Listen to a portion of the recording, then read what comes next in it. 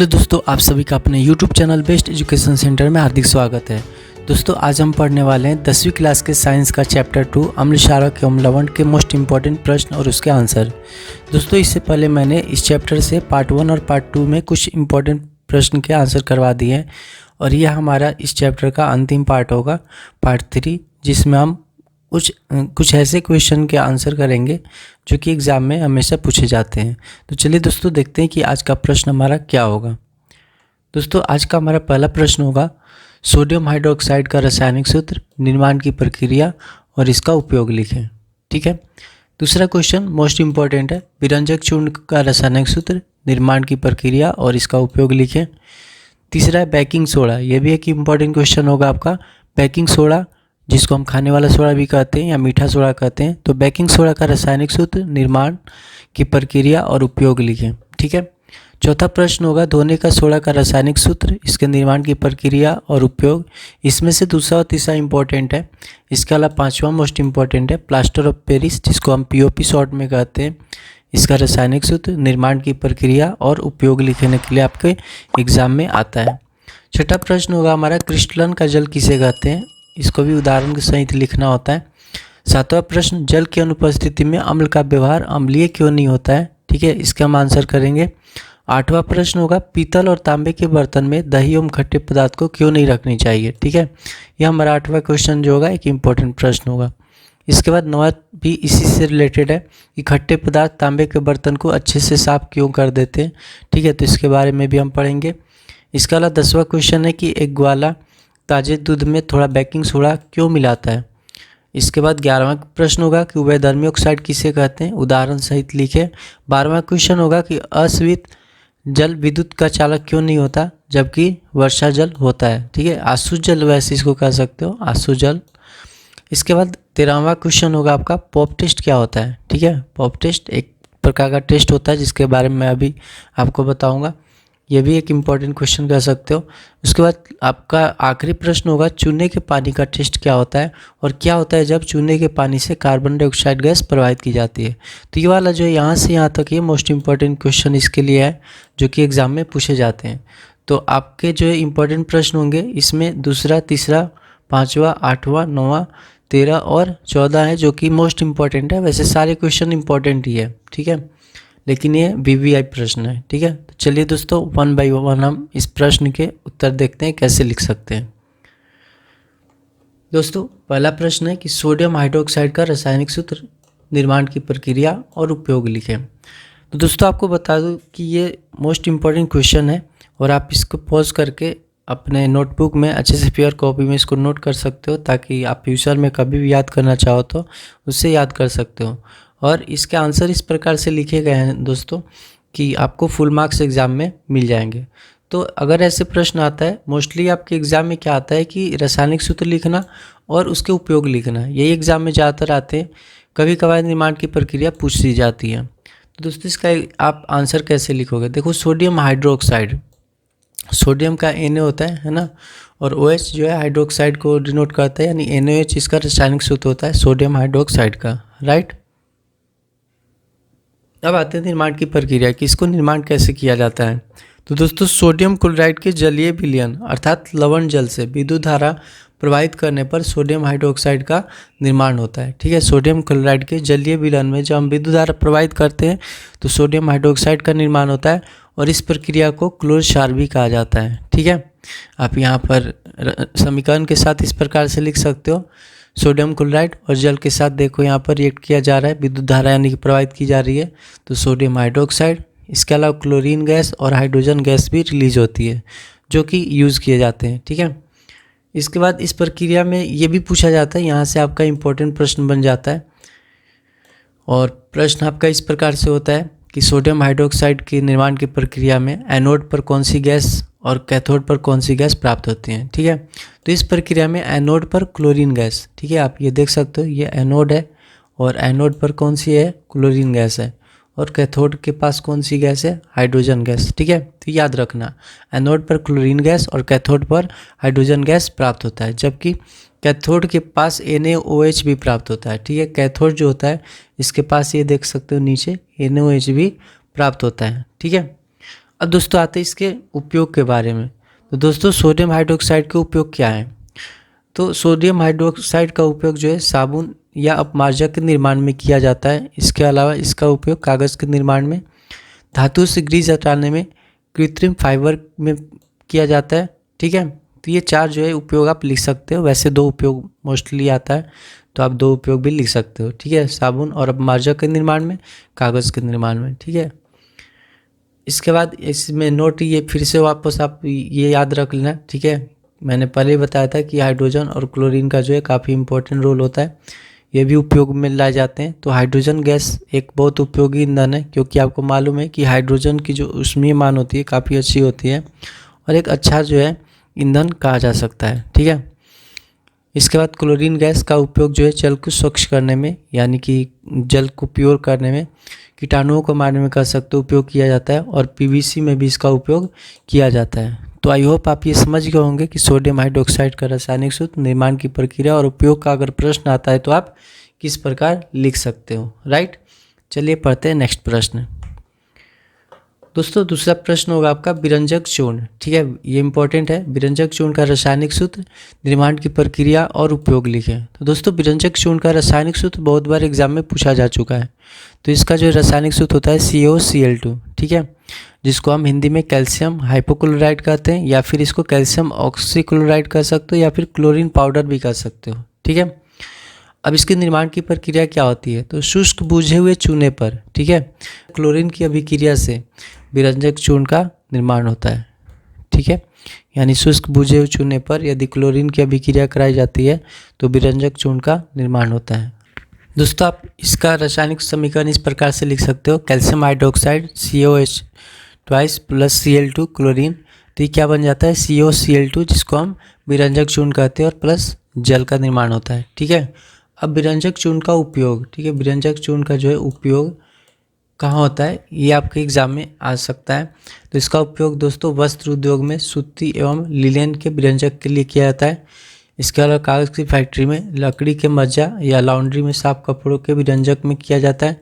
इसके अलावा इसके रासायनिक उद्योग में काफ़ी उपयोग किया जाता है, और दवा के निर्माण में तो मोस्ट इम्पॉर्टेंट ये है। ठीक है, दवा के निर्माण में विरंजक चूर्ण का उपयोग ज़्यादा किया जाता है। इसके अलावा पीने वाले जल को जीवाणुओं से मुक्त करने में भी विरंजक चूर्ण का उपयोग किया जाता है। ठीक है, तो एक बहुत इंपॉर्टेंट क्वेश्चन है, तो इसको आप मार्क कर लेना। ठीक है, और इसको अच्छे से याद कर लेना। चलिए पढ़ते हैं नेक्स्ट प्रश्न। दोस्तों नेक्स्ट प्रश्न हमारा है बेकिंग सोडा का रासायनिक सूत्र, निर्माण की प्रक्रिया और उपयोग। ठीक है, ये भी आपका एक इम्पॉर्टेंट प्रश्न है। ठीक है, जो कि एग्जाम में हमेशा पूछे जाते हैं।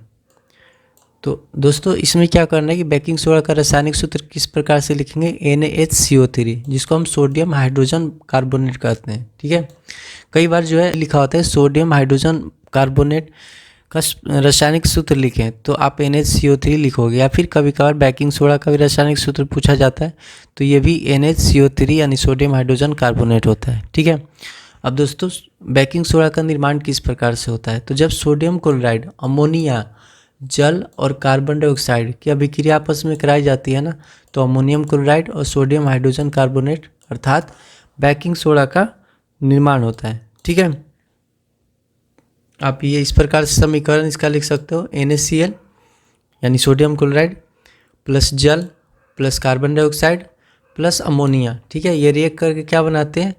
यहाँ पर NH4Cl, ठीक है, जिसको हम अमोनियम क्लोराइड कहेंगे, और यहाँ पर NaCO3 यानी कि बेकिंग सोडा का निर्माण होता है। ठीक है, अब दोस्तों बेकिंग सोडा का उपयोग हम कहाँ करते हैं?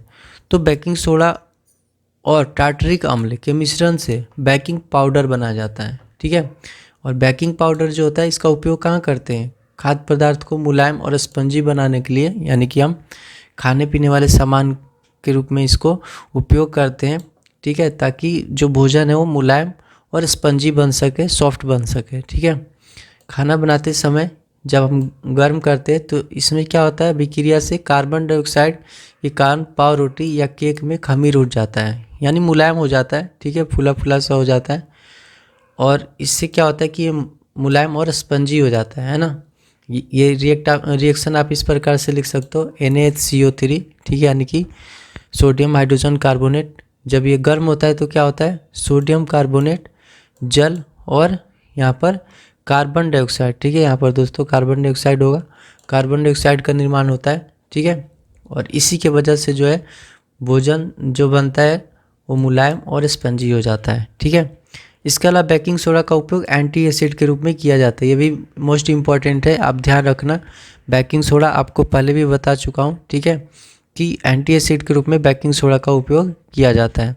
उसके बाद तीसरा है अग्निशामक के रूप में, ठीक है, अग्निशामक के रूप में भी बेकिंग सोडा का उपयोग किया जाता है। चलिए दोस्तों अब पढ़ते हैं नेक्स्ट प्रश्न। दोस्तों नेक्स्ट प्रश्न है धोने का सोडा का रासायनिक सूत्र, निर्माण की प्रक्रिया और उपयोग लिखे। इसको धोबिया सोडा भी कहते हैं या धोने का सोडा भी कह सकते हो। तो दोस्तों धोने का सोडा का रासायनिक सूत्र Na2CO3 10H2O। दोस्तों इस प्रश्न में सिर्फ यही इंपॉर्टेंट है, ठीक है, यही क्वेश्चन ज़्यादा पूछा जाता है कि धोने का सोडा या फिर सोडियम कार्बोनेट टेट्राहाइड्रेट का रासायनिक सूत्र लिखें, ठीक है। तो इसको आप इस प्रकार से लिख लेना Na2CO3 10H2O, ठीक है। और इसके निर्माण की प्रक्रिया क्या होती है, जब सोडियम कार्बोनेट के क्रिस्टलीकरण किया जाता है तो इससे धोने का सोडा प्राप्त होता है, ठीक है। सोडियम कार्बोनेट के क्रिस्टलीकरण से धोने का सोडा प्राप्त होता है और यह एक क्षारकीय लवण है, ठीक है। आप ये समीकरण इस प्रकार से लिख देना Na2CO3 + 10H2O, ठीक है। तो ये जल के साथ जो है सोडियम कार्बोनेट अभिक्रिया करके और क्या बनाता है Na2CO3 10H2O, ठीक है। अब इसका उपयोग, ठीक है, इसका उपयोग कागज़, साबुन और कांच के निर्माण में किया जाता है, ठीक है। इसका उपयोग कागज़, साबुन और कांच के निर्माण में किया जाता है और इसका उपयोग घरों की साफ सफाई में, है ना। और इसका उपयोग जल के अस्थायी कठोरता हटाने के लिए, ठीक है, यानी कि कठोरता हटाने के लिए जो है धोने वाला सोडा का उपयोग करते हैं। और इसका उपयोग जो है बोरेक्स जैसे सोडियम यौगिक के उत्पाद में भी किया जाता है, ठीक है। तो आई होप ये भी प्रश्न आपको क्लियर हो गया होगा, इसमें आप ये इसका सूत्र जरूर याद रखना। चलिए पढ़ते हैं नेक्स्ट प्रश्न। दोस्तों ये प्रश्न तो मोस्ट इम्पॉर्टेंट है, ठीक है, इसको स्टार लगा लेना, ठीक है, काफ़ी इंपॉर्टेंट प्रश्न है, एग्जाम में हमेशा ज़्यादातर यही पूछा गया है कि प्लास्टर ऑफ पेरिस, जिसको हम शॉर्ट में POP कहते हैं, इसका रासायनिक सूत्र, निर्माण की प्रक्रिया और उपयोग, ठीक है। ये पूरा याद कर लेना क्योंकि ऐसे ही आता है एज इट इज़। तो आप इसको कैसे लिखोगे, प्लास्टर ऑफ पेरिस को जो है हम कैल्शियम सल्फेट हेमीहाइड्रेट कहते हैं और इसका सूत्र क्या होता है CaSO4 ½ H2O, ठीक है, ½ H2O। क्योंकि जो जिप्सम होता है ना उसका 2H2 होता है और जब ये गर्म किया जाता है तो इसके कुछ जल के अणु जो है ख़त्म हो जाते हैं, जिसके कारण ये कैल्शियम सल्फेट हेमीहाइड्रेट यानी कि प्लास्टर ऑफ पेरिस का निर्माण होता है। तो ये आप निर्माण की प्रक्रिया में लिखोगे कि जब जिप्सम को 373 केल्विन पर गर्म करने पर यह जल के अणुओं को त्याग कर देता है, जिससे प्लास्टर ऑफ पेरिस का निर्माण होता है। दोस्तों केल्विन और डिग्री सेल्सियस, है ना, डिग्री सेल्सियस जो होता है ये भी तापमान की माप होती है और केल्विन जो होती है SI यूनिट होती है ना। तो 373 केल्विन यानी कह सकते हो कि ये आपका 100 डिग्री सेल्सियस कर सकते हो, ठीक है। 100 डिग्री सेल्सियस पर जब गर्म किया जाता है तो क्या होता है कि कुछ जल के अणुओं को त्याग कर देता है, जिससे प्लास्टर ऑफ पेरिस का निर्माण होता है, ठीक है। और इसको इस प्रकार से जो है आप रासायनिक समीकरण लिख लेना।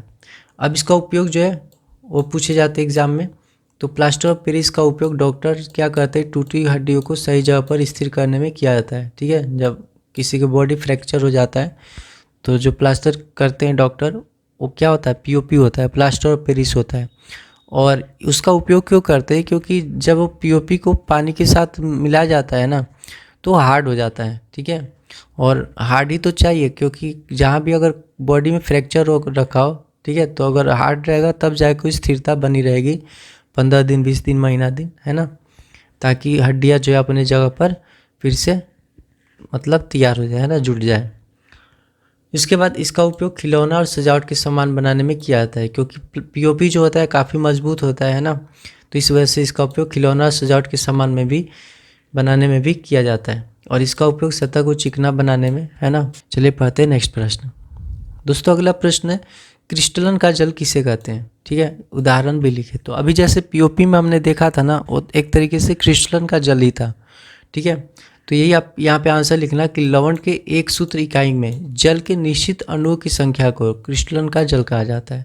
जैसे कॉपर सल्फेट के एक सूत्र इकाई में जल के 5 जो है अणु उपस्थित होते हैं और कॉपर सल्फेट का जो रासायनिक सूत्र होता है CuSO4 5H2O, ठीक है। तो यहाँ पर ये देख सकते हो कि 5H2O यानी कि 5 क्या हो गया इसके क्रिस्टलन का जल हो गया, ठीक है, इसी को हम क्रिस्टलन का जल कहेंगे 5 अणु।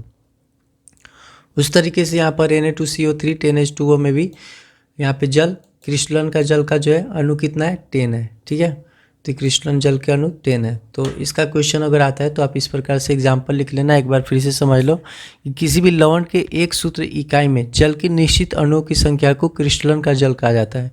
जैसे ये लवण जल इकाई है ना, CuSO4 5H2O। अब इसमें जो जल की अणु की मात्रा है कितना है 5 है, तो यही 5 क्या हो गया क्रिस्टलन की जल की मात्रा हो गई।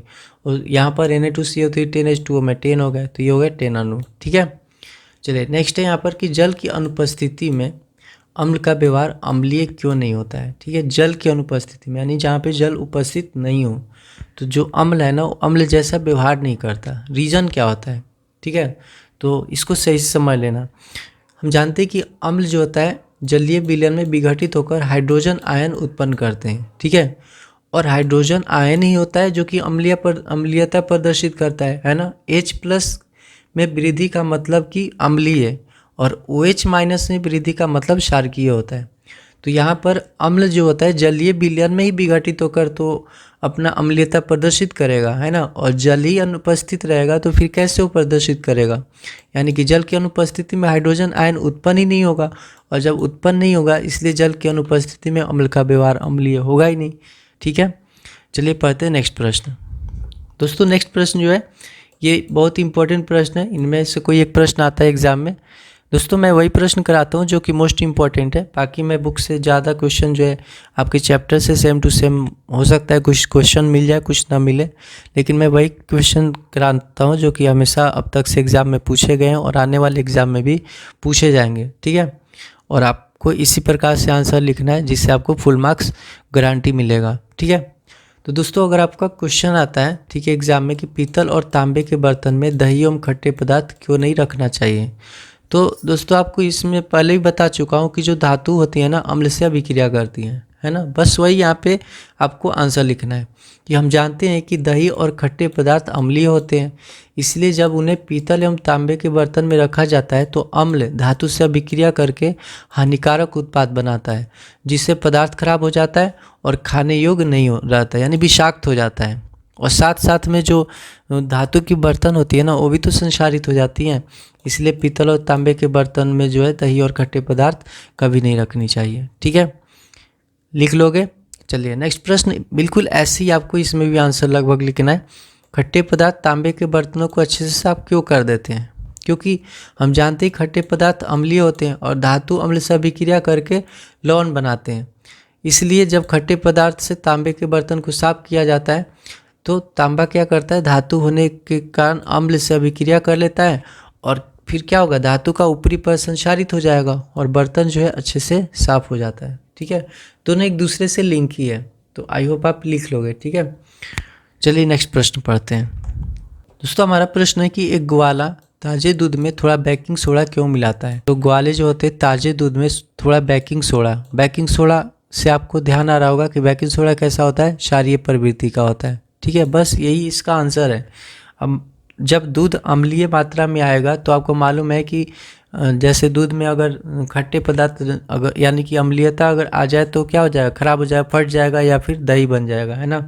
तो उस दूध को सेफ रखने के लिए एक क्षारकीय पदार्थ यानी कि बेकिंग सोडा, क्योंकि हम उसको खाने में यूज़ कर सकते हैं, उसका उपयोग करते हैं, है ना।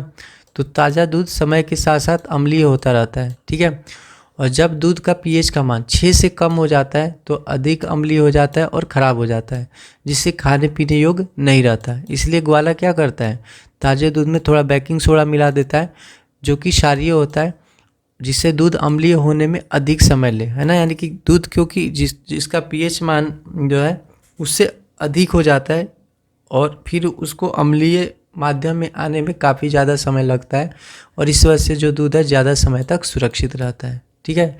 इसी वजह से जो है दूध में थोड़ा बेकिंग सोडा मिलाया जाता है।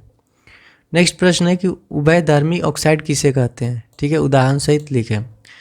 तो इसके लिए आप क्या आंसर लिखोगे, वो ऑक्साइड जो अम्ल और क्षारक दोनों का गुण प्रदर्शित करते हैं, है ना। कुछ ऐसे ही ऑक्साइड होते हैं जो कि अम्लीय माध्यम के प्रवृत्ति के होते हैं और क्षारकीय भी होते हैं, दोनों गुण प्रदर्शित करते हैं। तो इस प्रकार के ऑक्साइड को उभयधर्मी ऑक्साइड कहते हैं, ठीक है। और यह अम्ल के साथ क्षारक की तरह और क्षारक के साथ अम्ल की तरह विक्रिया करते हैं। ठीक है, और आपको मालूम है कि अम्ल और क्षार आपस में रिएक्ट करके क्या करते हैं, लवण का निर्माण करते हैं और जल का भी। ठीक है, तो यहाँ पर जिंक ऑक्साइड हाइड्रोक्लोरिक अम्ल के साथ अभिक्रिया कर रहे हैं, है ना। तो यहाँ पर ये जिंक क्लोराइड और जल का निर्माण हो रहा है। और जब जिंक ऑक्साइड सोडियम हाइड्रोक्साइड जो कि एक क्षारक है, यह अम्ल है और ये क्षार है, तो क्षारक के साथ अभिक्रिया करके, ठीक है, Na2ZnO2 और H2O का निर्माण करते हैं। तो इस समीकरण में जो ZnO है, जिसको जिंक ऑक्साइड कहेंगे, ये क्या एक उभयधर्मी पदार्थ है। यानी आपको अगर एग्जाम में ये पूछा जाए कि इनमें से कौन एक उभयधर्मी पदार्थ है, तो कुछ इस तरीके से आपके एग्जाम में अगर ऑप्शन होता है जिंक ऑक्साइड, यानी कोई ऑक्साइड ही होगा। ठीक है, और वो ऑक्साइड कैसा होगा, जो कि अम्लीय क्षारीय दोनों प्रवृत्ति की होनी चाहिए। ठीक है, तो आपका ये आंसर हो जाएगा। राइट, चलिए पढ़ते हैं नेक्स्ट प्रश्न। दोस्तों नेक्स्ट प्रश्न है कि आश्वित जल जिसको आसु जल भी कह सकते हो, विद्युत का चालन क्यों नहीं होता जबकि वर्षा जल होता है। आसु जल विद्युत का चालन नहीं करता और वर्षा का जल करता है। तो आसु जल जिसको हम प्योर जल कहते हैं, तो प्योर जल क्या होता है, उदासीन होता है ना। पहले ही बता चुका हूँ ये कि प्योर जल का pH का मान 7 होता है, यानी कि ना तो अम्लीय प्रवृत्ति का होता है और ना ही क्षारकीय होता है, यानी उसमें कोई भी पदार्थ की मात्रा नहीं होती, बिल्कुल प्योर होता है। और आपको मालूम है कि विद्युत धारा प्रवाहित होने के लिए, विद्युत चालकता होने के लिए अम्लीय माध्यम होना जरूरी है ना। तो आश्वित जल उदासीन होता है और ये शुद्ध रूप में होता है, इसलिए किसी भी आयनों से ये मुक्त होता है। तो विद्युत संचालन के लिए आयन आवश्यक है, इसलिए आश्वित जल विद्युत का चालक नहीं होता। जबकि वर्षा के जल में वातावरण की आंशिक अशुद्धियाँ मिली होती है, जैसे अम्ल वर्षा आपको बताया था, है ना। तो कुछ आंशिक अशुद्धियाँ होती है, जैसे अमोनिया हो गया या फिर सल्फ्यूरिक अम्ल हो गया। तो ये सारे जो है मिलकर और उस वर्षा के जल को क्या कर देते हैं, अम्लीय बना देते हैं। और जब अम्लीय होगा तो जाहिर सी बात है कि उसमें विद्युत का चालन संभव हो जाएगा। ठीक है, इसी वजह से आश्वित जल यानी कि प्योर जल, शुद्ध जल जो है विद्युत का चालक नहीं होता, जबकि वर्षा का जल होता है। ठीक है, यहाँ पे वर्षा का जल का मतलब है ऐसा जल नहीं जो प्योर वर्षा का जल है, क्योंकि प्योर वर्षा का जल का मान pH जो होता है, pH मान 7 ही होता है।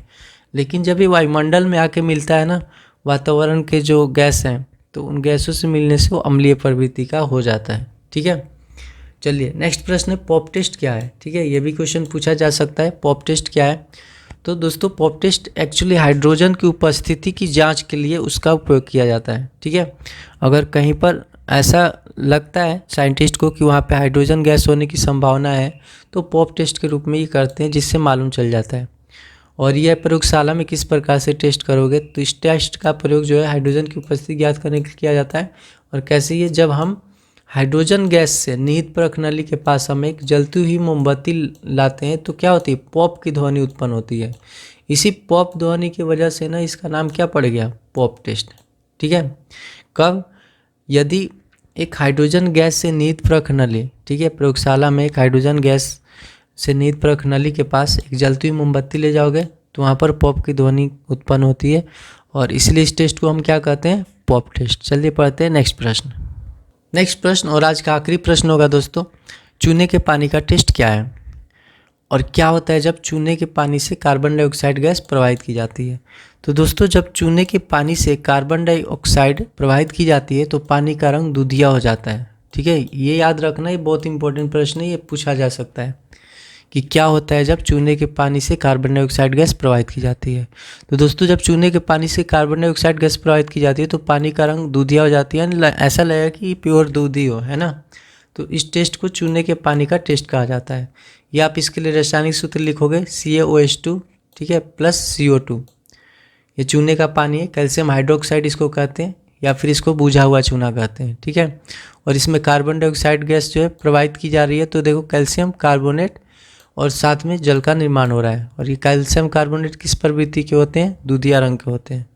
ठीक है, तो आई होप आपको ये सारे प्रश्न और इसके आंसर काफ़ी इंटरेस्टिंग लगे होंगे और एक एक क्वेश्चन के आंसर समझ में आया होगा। तो दोस्तों ये चैप्टर दूसरे का पार्ट 3 जो है लास्ट ये पार्ट है, इसके बाद एक और वीडियो आएगी जो कि ऑब्जेक्टिव क्वेश्चन होंगे। ठीक है, चैप्टर 2 से रिलेटेड जितने भी ऑब्जेक्टिव इंपॉर्टेंट क्वेश्चन है वो मैं अगले वीडियो में लाऊंगा। तो आज के लिए इतना ही, फिर मिलते हैं नेक्स्ट वीडियो में। बाय बाय दोस्तों, जय हिंद।